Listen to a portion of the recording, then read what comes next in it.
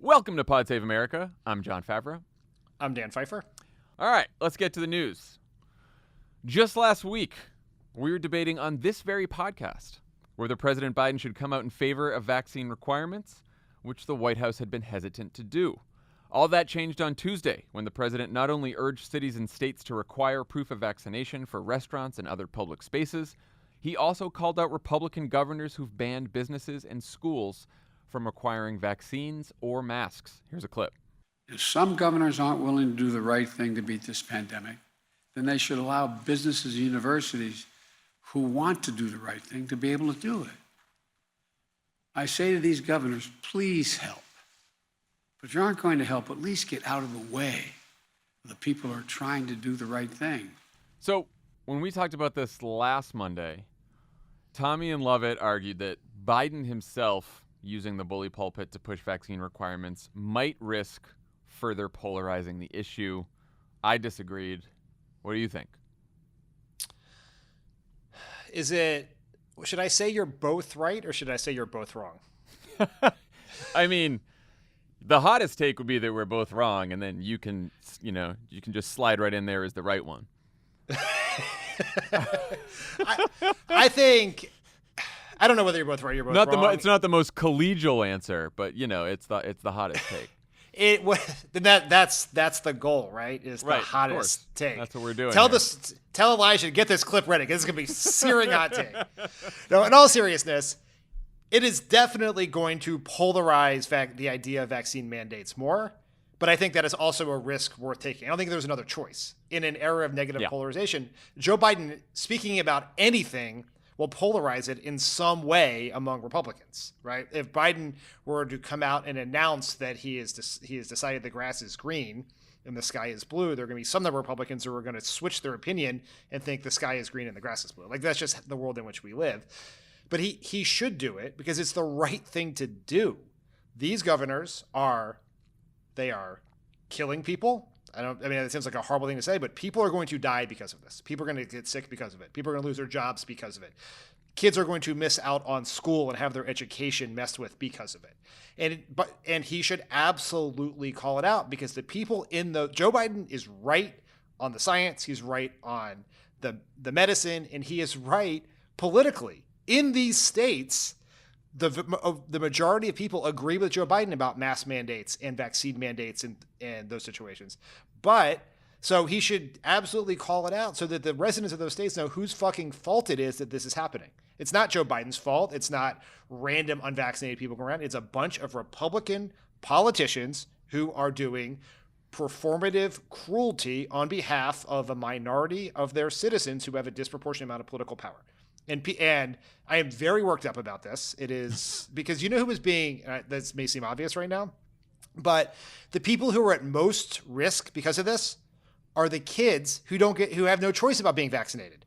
They're all going back to school. They're all at much greater risk. And there's obviously lots of questions about whether kids get it as often or they get it as bad, but that's not even really the point. Is that by your choice to not get vaccinated, it's not just about you deciding to put yourself at risk. You're putting everyone else at risk, and you're putting children at risk. And I think the children aspect of this, the risk that people are putting in kids, should be pointed out more because that's what's going to Florida schools. These kids are all going to go back to school in many cases without a mask mandate because Ron DeSantis said they can't do it, even if you are a school or a city who wants to do the right thing. And so Biden calling that out as the right thing to do, I think it could in some ways it might polarize it some among people who already feel this way, but it could put political pressure on them to do something different. Yeah, my view on this is that I care a lot about polarization and persuasion when the goal is to try to get votes. We're not trying to get votes right now. We're trying to get shots in arms, right? So the persuasion thing has run its course. The goal is to get shots in arms. First and most importantly, vaccine requirements save lives, and they work. There's consistently 6 to 7% of people in polls who say that they will not get the vaccine unless they are required to, and then if they're required to, they will. That translates to millions of people nationwide. France did this, and as soon as they announced a vaccine requirement, millions and millions of people signed up in the next 48 hours. It worked. Second, like you said, vaccine requirements are popular. A poll of 20,000 adults in June found that 64% support a requirement that everyone get vaccinated, including 45% of Republicans. It is an issue that divides the Republican Party. 70% of all voters support a requirement for air travel, and 61% support a vaccine requirement for schools. Second, even if they weren't popular, or even if they cause a huge backlash from the right-wing media ecosystem, I would argue that this would still be good politics for Joe Biden, and here's why. The White House has understood since day one that voters' top priority is killing the pandemic and reviving the economy.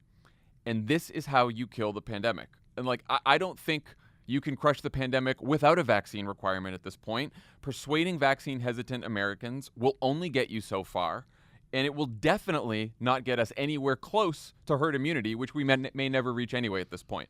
But vaccine requirements at this point are our only chance. And again, vaccine requirements are giving Americans choices. You got 3 choices. One, you can get a free, safe, life-saving vaccine. 2, you can pay out of your pocket to get regularly tested and wear a mask, perhaps for years, indefinitely. Or 3, you can stay home. Those are your 3 choices. The choice that you don't get is to endanger the rest of us by going out into public places unvaccinated and unmasked. That's your choice. It is just, the conversation around this is so wild. It's like no one has stopped to think about it for 2 fucking seconds. You know what's not revolutionary or new? Vaccine requirements.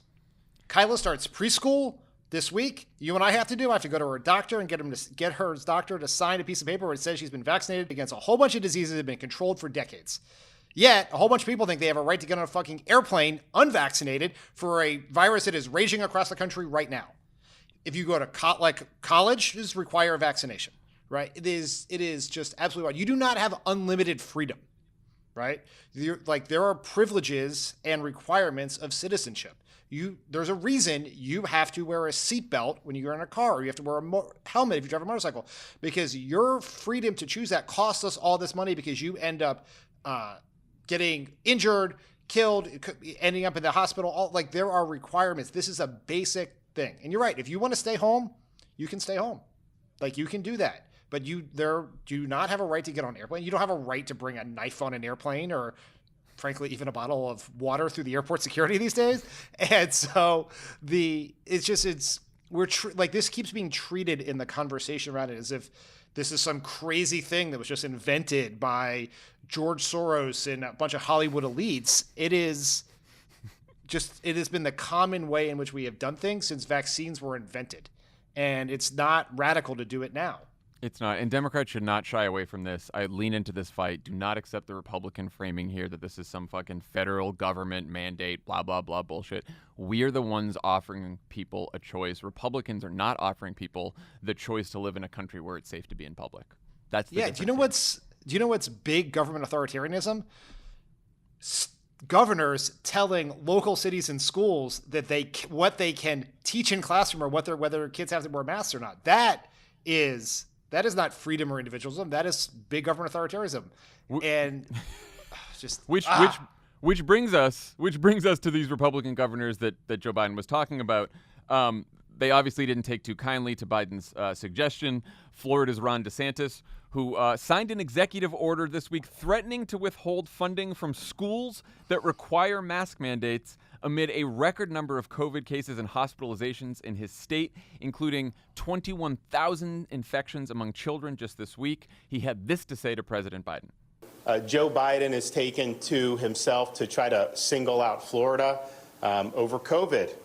This is a guy who ran for president saying he was going to, quote, shut down the virus. And what has he done? He's imported more virus from around the world by having a wide open southern border. Why don't you do your job?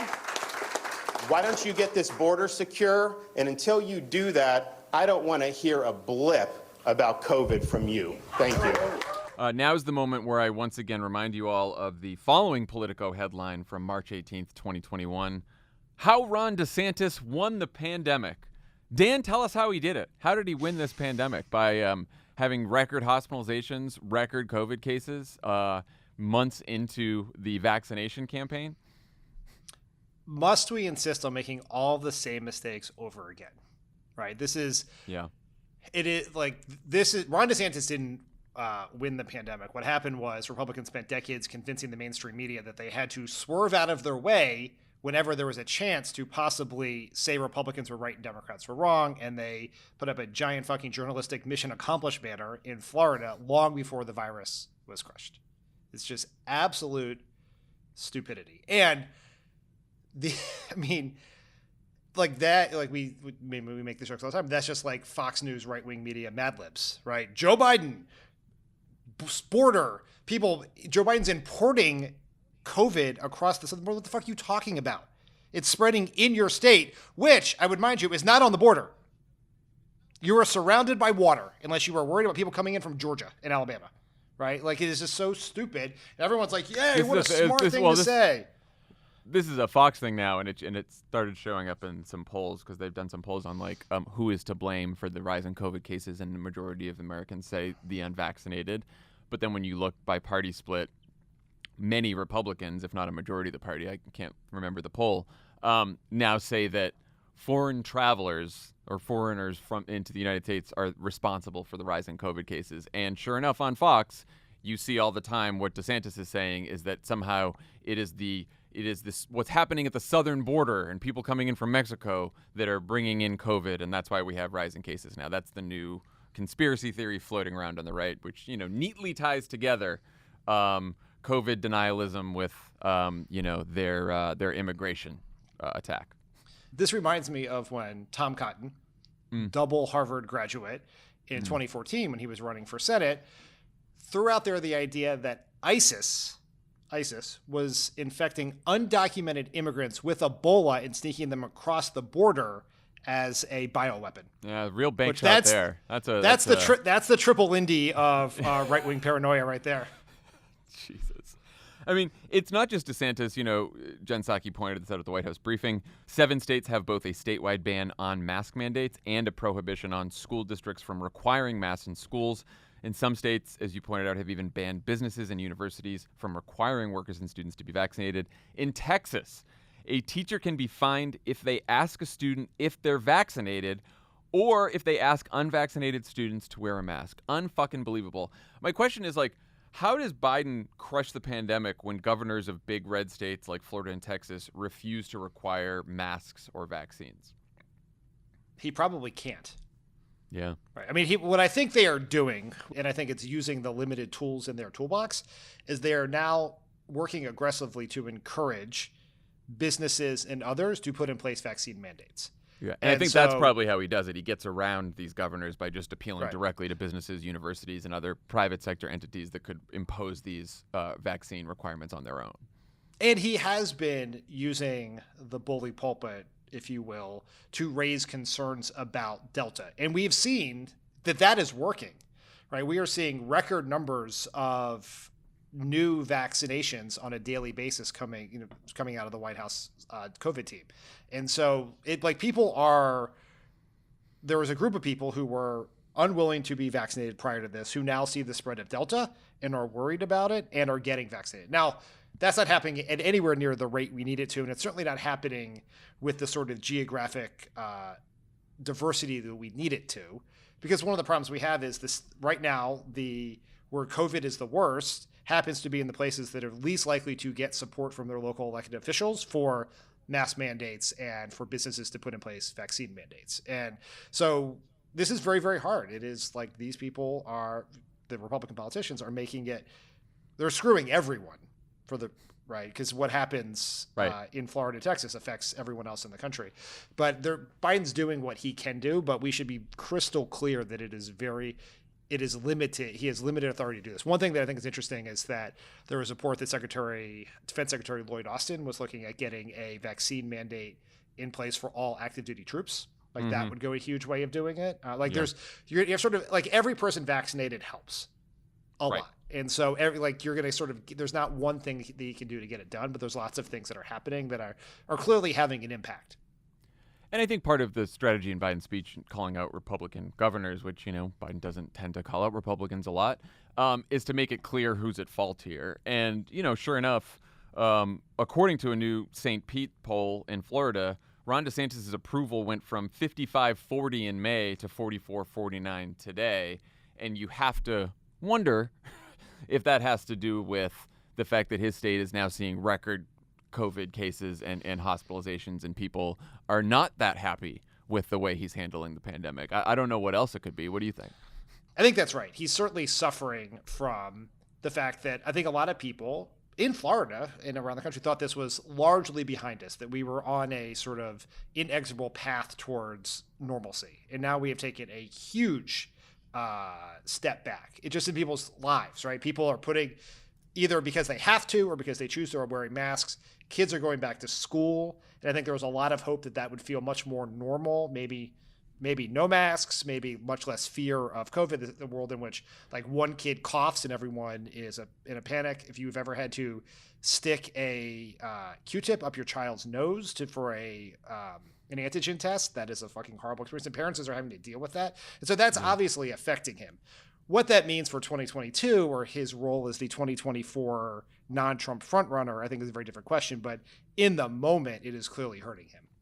We should also talk about how this latest COVID surge is maybe affecting Biden's approval. 538 has him at 50.6% average approval rating, which is the lowest of his presidency. And worse than that, Dan, Chris Cillizza says that Biden just had the worst week of his presidency. So I don't know where he goes from there. He should probably quit. Now, a Politico Morning Consult poll from this week also found that 67% of voters believe that unvaccinated people bear the blame for the rising COVID cases. But to me, again, we just talked about DeSantis, like the dip in Biden's approval still feels like people are cranky and pissed off that this fucking pandemic is getting worse again. They're not feeling great about the economy, and they're taking it out on the guy in charge, at least temporarily. I don't know. What do you think? Am I missing something there? No, you're not. I think I would put this in the worry about everything, panic about nothing category. Because 50.6 is his lowest, but I think his highest was like when you get right past like the first week after inauguration was like 53. He's been in a very narrow band the whole time. There's been a lot of attention on this Morning Consult poll, which showed this huge drop for Biden, but that poll had his approval rating at 62, which was 10 to 11 points higher than what his average was at the time. And this is a pretty typical thing that happens in media polling, is you get this giant outlier that makes things look rosier than they are, and then you get a normal poll, and all those coverages like, how did Biden lose 10 points in a week, as opposed to the reality is your poll was wrong. And it works the other way too, right? Where you get an outlier on the low side, and then it's like, come back kid, because it comes back to the average. But underneath the overall approval rating, to your point, there are some troubling or at least concerning trends worth looking at. In a different Politico Morning Consult poll, there's 59% of people blame Biden's policies for inflation and the rising cost of things, as opposed to just people who's returning to normal. And that includes 41% of Democrats. And so that is there was a lot of dismissing of inflation concern, the political concerns around inflation a few months ago. That seems to be pretty real politically, at least. And maybe inflation will come down as time goes on. We don't know. But right now it's a problem. And your point on COVID-related pessimism is the Navigator research folks have a poll out this morning, and they have this really interesting question where they ask people, is the worst of the pandemic ahead of us or behind us? And the number of people who think the worst of the pandemic is ahead of us has gone up double digits among all groups since their last poll. And which also makes sense, right? Like, if you were to just teleport yourself back a few weeks and read the press coverage, it's like hot vax summer, every return to normalcy, vacations, birthday parties, people are at baseball games, and now things feel very different. And maybe some of that pretty lukewarm vax summer right now. That's right. Lukewarm at best, Dan. Lukewarm at best. Is it even lukewarm? I don't know. No, but getting colder. It's a fair question about whether particularly vaccinated people's concerns outstrips the reality of what they should be concerned about. But that concern is real. But again, I think the Biden theory of the case since the beginning has been crush the pandemic. That helps revive the economy. That puts people in a good mood. That is our best chance to govern and be successful in this administration and to potentially be reelected again in 2024. I think that is correct. which is why, going back to our original conversation, that just getting more people vaccinated, as many people as possible, through whatever it takes, persuasion, requirements, incentives, carrots, sticks, all of it, is the most important thing to do for them. Right? Like that is, it's the substantively most important thing to do. It's the right thing to do, but it's also the politically smart thing for them to do, because if they can't fix the pandemic and they can't fix the economy, then the whole rest of everything else goes to shit. Yeah, that's exactly right. All right, let's talk about the midterms. Usually the party that's expected to lose seats in a midterm will put on a brave face and spin reporters with a lot of happy talk that everyone knows is bullshit. But not our Democrats, Dan. Not our Democrats. Politico reported this week that DCCC Chair Sean Patrick Maloney recently told his most vulnerable incumbents that if the election were held today, they would lose the majority. His prediction was based on new polling that showed Democrats falling behind Republicans by 6 points on a generic ballot in battleground districts. When asked about the data, the DCCC's executive director told Politico, "We are not trying to hide this." The story was specifically focused on concern over the party's message.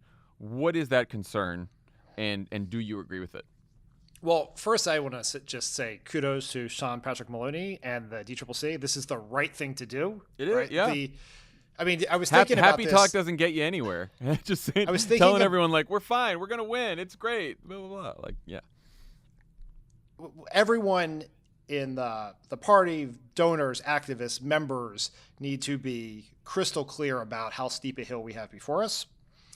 And I was thinking back to, do you remember in 2010 when our friend and then White House Press Secretary Robert Gibbs went on Meet the Press? And I think David Gregory was host at the time. And he asked Gibbs whether there was a chance Democrats could lose the House. Mm-hmm. And Gibbs said yes, which was a patently obvious thing. It wasn't likely at the time in which he said it, but warning signs were everywhere. I mean, unemployment was 10%. Like, it was pretty possible that this could happen. Great. And the House Democrats went bananas on him. I think that Steny Hoyer held a press conference just to attack Robert Gibbs for it. I don't remember that. Yeah, it was brutal. They were so mad at him. And he was sure Gibbs right. loved that. Yeah. It was very contentious, if you will. There were a lot of meetings between Robert and the Legislative Affairs team around that time. But like, this is the right thing to do. People need to be aware of the challenge before us. And that's important. Now, the specific messaging question, in this story, Debbie Dingell, who is a congresswoman from Michigan, and I think one of the savviest members politically, she was a Democratic operative for a long time, the widow of Congressman Jon Dingell, she serves in his seat. She said our message is not breaking through. And that's exactly right. That is what's happening. We've talked about this before. I think this is a megaphone problem, not a message problem. It's like it's not that we're saying the wrong things. It's that people are not hearing them because we do not have the apparatus to get to them. There is some good news on this, which is there was a report last week, I think, that Democratic groups were going to spend $100 million during the month of August on messaging around the bipartisan infrastructure deal and the jobs and family plan to communicate to voters about it. And so there is some cavalry coming. But yeah, people have every right to be concerned. It seems somewhat patently obvious that if the election were held today, we would lose the House because, think about it this way. If Joe Biden's at 50.6, which is a very respectable and good approval rating for a president, and that's in a national poll that includes California, New York, et cetera. What do we think his approval rating is in districts that either Trump won or Biden did less well than his national numbers? And we know that generic Democrats underperformed Biden in these districts. And so This is somewhat obvious, but it's important to say it because everyone needs to be aware of the work ahead of us. I do agree that we're not breaking through with our message. I sort of always agree with that. It's very hard to break through with the message. We've talked about that a million times. I sort of wonder if it's more of an economy problem, a general mood problem, than it is a message problem. And I wonder that because of a couple things from this polling.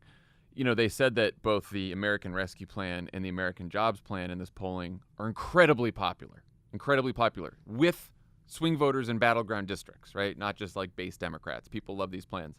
And yet only 42% of the people in these polls, battleground voters, trust Democrats on the economy.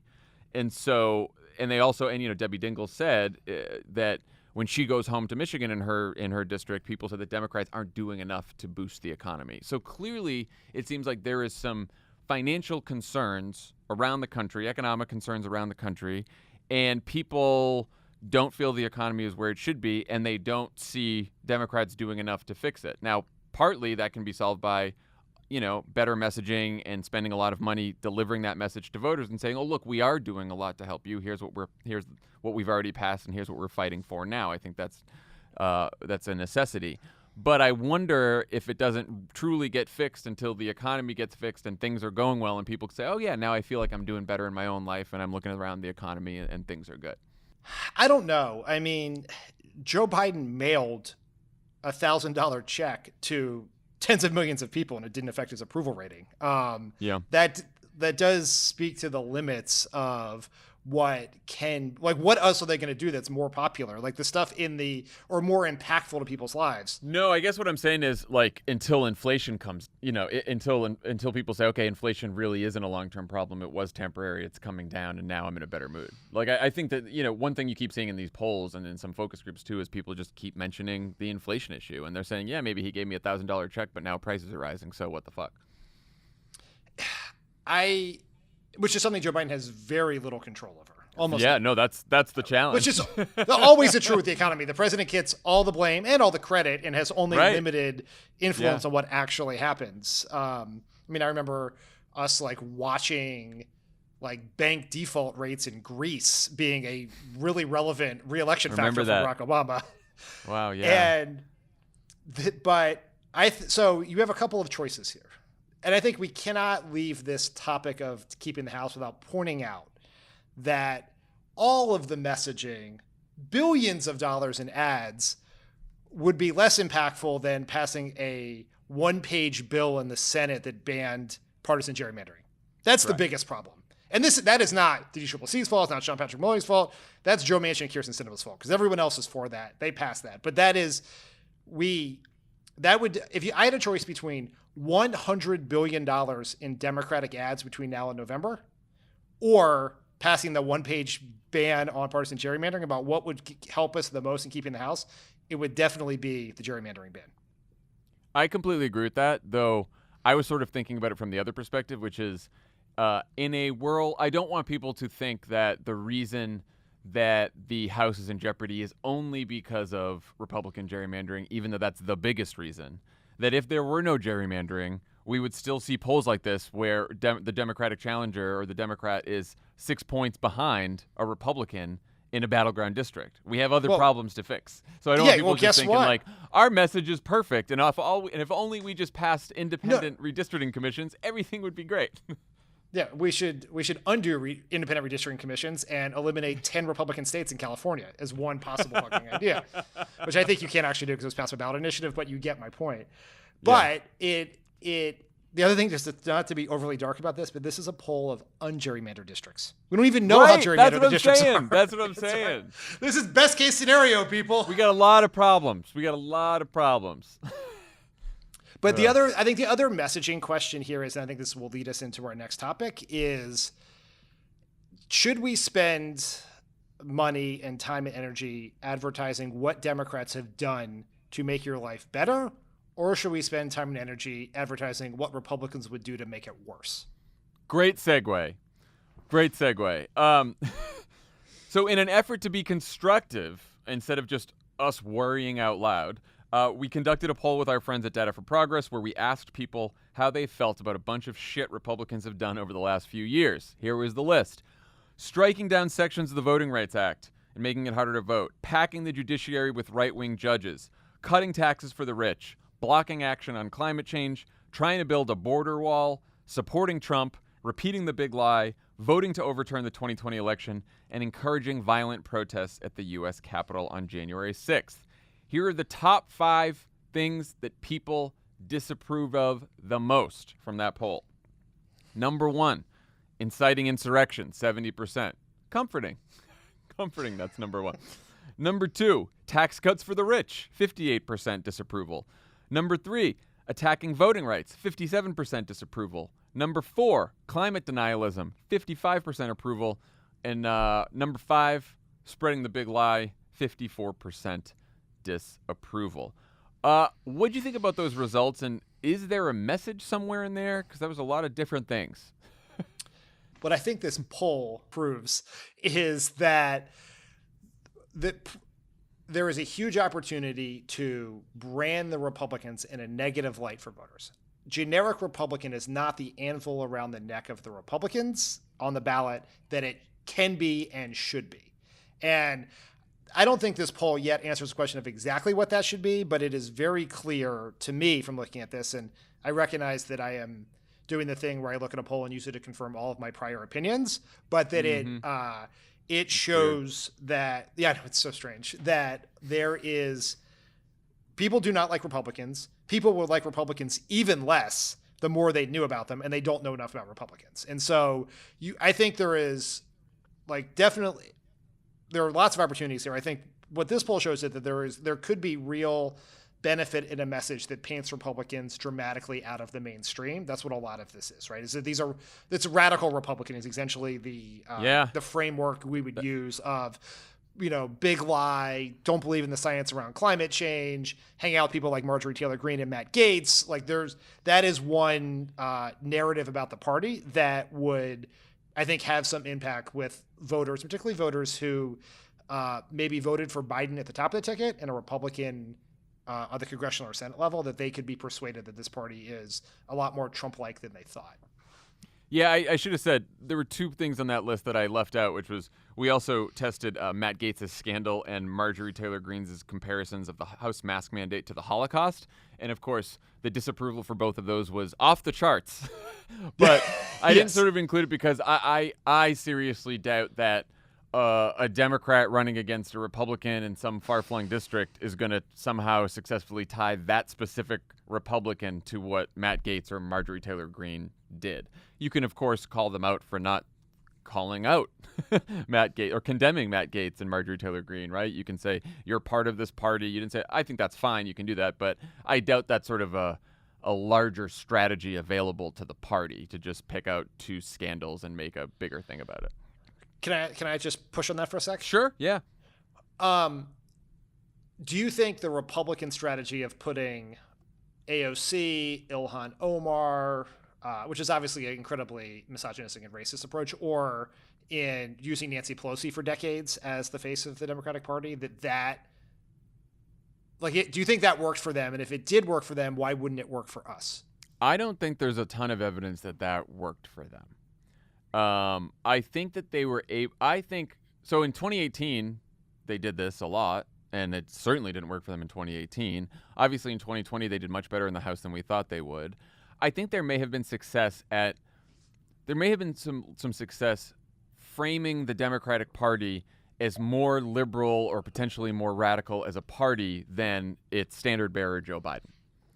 I don't know that specific attacks on AOC or Ilhan Omar sort of translated to some of these districts. I think some of the policy positions could have, some of the policy positions that some Democrats or some activists staked out could have worked for Republicans. But I think the people themselves it's a little bit. I just think a voter, it's Joe Smith versus Sally, and you're like, and Joe Smith has nothing to do with Marjorie Taylor Greene and Matt Gaetz, and you spend a whole campaign saying, oh, but they're going to be in the same party as this person who did X. I don't know that it works as well on either side, Democrat or Republican. I think I agree with that. I certainly think the individual people are what they are. It's a little of what you think was the more important part. Was it radical socialist defund the police, or in the Pelosi case over the years, Hollywood liberal? And Republicans, we should be very clear, it works more with their voters because they're weaponizing race and gender. And that is an effective tactic for them with a lot of their voters. We saw that with Hillary Clinton. We've seen it with Barack Obama. That is correct. That is correct. I agree with that. But there are I think there's a nuance to maybe having some avatars for that radicalism. It's not it's not saying QOP or Party of Q. Or, I think that sells the voter short. It sort of treats them as idiots, which is never a good political strategy in our opinion. But there is some sense of having some people who get a lot of press attention who are kind of scary to the voters we want is not the worst thing. I think that's right. But I think where we probably agree is branding Republicans in general as extremists and there's a lot of supporting evidence for that, is going to be effective. And I think that does span the gamut from everything that happened around the 2020 election, the insurrection, overturning the results, the big lie, to climate change denialism, continuing to support tax cuts for the richest American as the middle class is falling behind, right? Like, I think that's what we're seeing in this poll, is that when Republicans have staked out more extremist positions, people are more likely to disapprove of them, which is not like fucking lightning bolt, like not the biggest revelation, but it's worth remembering. And I also think it's worth noting too that, what was not in that top 5 is supporting Donald Trump, which I thought was kind of interesting. And yet the big lie, supporting the insurrection, attacking voting rights, those were all in the top 5. So I do think it might be a tempting shorthand to say, and we do this all the time, these are Trump Republicans, they're just like Trump, it's a clone of Trump. I think you have to go a little bit further and say why they're like Trump, what positions they hold that are like Trump, what they have said and done that is like Trump, and not just expect people to believe that every Republican is like Trump and supporting Trump is automatically disqualifying, unfortunately. Yeah, Trump is such a unique figure in terms of like personality and presence and just like overt stupidity that it is sometimes hard to it really is hard. Like, you have some relatively generic college Republican Fox News green room lunatic running for Congress somewhere, and it's sort of, they don't seem like Donald Trump. He is just this figure with this long history and presence. But Trumpism, right? And you don't have to call it Trumpism, but the ideas that lie at the heart of it that predate Trump, I think can be really. I still think that we didn't really test this in this poll. There are some choices between crazy and corporatist that I don't know what the right answer to that is. I think in the long run, the number one goal of the Democratic Party should be separating Republicans from their working class base. Because especially if we have reason to believe that working class base is becoming more diverse, if they're making gains with working class Black and Latino voters, that's the end of the game for us. So we got to stop that trend. In this poll, we've looked at these disapproval ratings as sort of in the aggregate, and I wonder if there are some things that Republicans have done, like continue to push for tax cuts for the rich, that working class voters, white, Black, and brown, disapprove of more than perhaps upper income voters.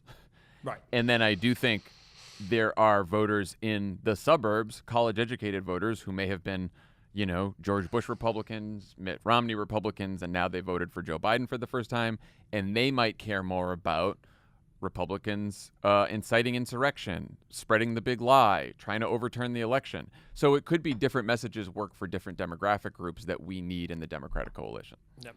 I do think we have to pick one of the two. And I think one of the lessons of politics in this sort of interconnected social media age is particularly given our media infrastructure deficit as Democrats, is we need one narrative about Republicans. And I think and that can be just like, you can look at the map and say we're better off, because I do think these messages attract different people or dissuade different people. And you can sort of, I don't know the answer to which is the right one to keep the House or to re-elect Joe Biden in 2024 or whatever that is. But like, you want everyone saying the same thing about Republicans. Yeah, you're right. Because that gives additional throw rate behind the message, because every Republican runs on the same message against Democrats. And that has worked to define the Democratic brand in the eyes of Republicans. And we tend to run, particularly in red districts, away from the party, or, run more specific campaigns about specific Republicans. It's like, we need one narrative for them, and then everyone should say it all the time. And this is one of the situations where the only wrong choice, in my opinion, is no choice. Send us your narratives. Obviously, the best narratives are crowdsourced on social media.